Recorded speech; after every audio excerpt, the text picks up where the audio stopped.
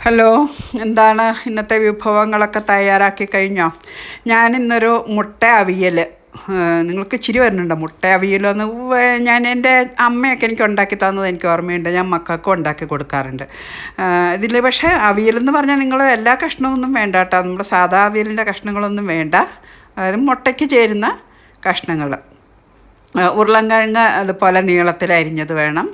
പിന്നെ ക്യാരറ്റ്, പിന്നെ സവോള നീളത്തിലരിഞ്ഞത്, മുരിങ്ങക്കായ, പച്ചമുളക് കീറിയിട്ടിട്ടുണ്ട്. പിന്നെ പുളിക്ക് ആവശ്യത്തിന് തക്കാളിയാണ്. അത് വാളംപുളി പിഴിഞ്ഞ് വെച്ചാലും മതിയാവും.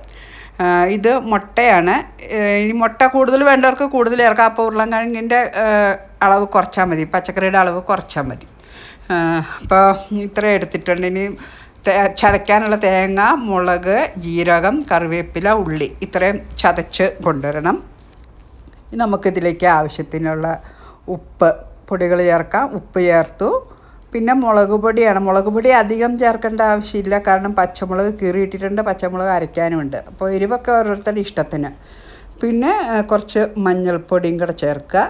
എന്നിട്ട് നന്നായിട്ട് മിക്സ് ചെയ്തിട്ട് കുറച്ച് വെള്ളം ഒഴിക്കാം കേട്ടോ, കാരണം ഉരുളൻകിഴങ്ങല്ലേ, അപ്പോൾ കുറച്ച് വേവുണ്ടല്ലോ. അപ്പോൾ നമുക്ക് കുറച്ച് വെള്ളം ഒഴിച്ച് നന്നായിട്ട് ഇളക്കി അടുപ്പത്ത് വയ്ക്കാം. അപ്പോൾ അടുപ്പത്ത് വെച്ചു. നമ്മുടെ കഷ്ണങ്ങളൊക്കെ വെന്തിട്ടുണ്ട്. വെള്ളം ഒഴിച്ചതൊക്കെ എന്നിട്ട് തക്കാളി ചേർക്കുക. തക്കാളി ചേർത്ത് ഇളക്കിയിട്ട് ഒരു 2 മിനിറ്റ് ഒന്ന് അടച്ച് വയ്ക്കുക. ആ തക്കാളിയുടെ പുളിയൊക്കെ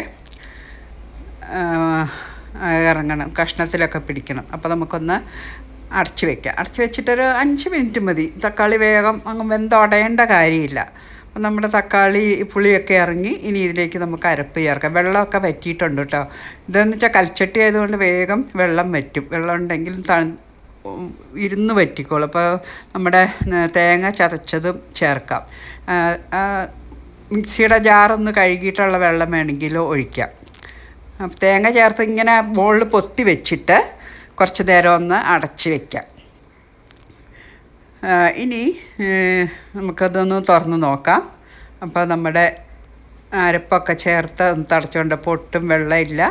ഇനി നമ്മുടെ മുട്ട അങ്ങോട്ട് ചേർക്കാം. മുട്ട ചേർത്ത് നന്നായി ഇളക്കി. അത് വല്ലാതെ കുത്തി ഇളക്കണ്ട കേട്ടോ. അപ്പം നീളത്തിലുള്ള മുട്ടയൊക്കെ ചിലപ്പം പൊടിഞ്ഞു പോകാൻ സാധ്യതയുണ്ട്. ഉണ്ണി പൊടിഞ്ഞു ചേരും, മുട്ട അങ്ങനെ ഇരിക്കരുത്. അപ്പോൾ നന്നായിട്ടൊന്ന് ഇളക്കി മിക്സ് ചെയ്യുക. ഇനി ഇതിലേക്ക് നമുക്ക് പച്ച വെളിച്ചെണ്ണ ഒഴിച്ചാൽ മതി കേട്ടോ.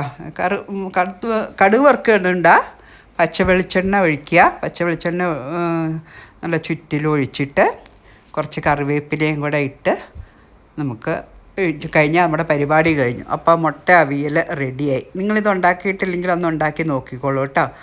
കുട്ടികൾക്കൊക്കെ ഇഷ്ടമാവും, ടേസ്റ്റും ഉണ്ട്. അപ്പോൾ നമ്മുടെ മുട്ട അവിയൽ റെഡിയായി. എല്ലാവരും ഉണ്ടാക്കി നോക്കുമല്ലോ അല്ലേ? അപ്പോൾ നാളെ മറ്റൊരു വിഭവമായിട്ട് കാണുന്നത് വരെ ബായ്.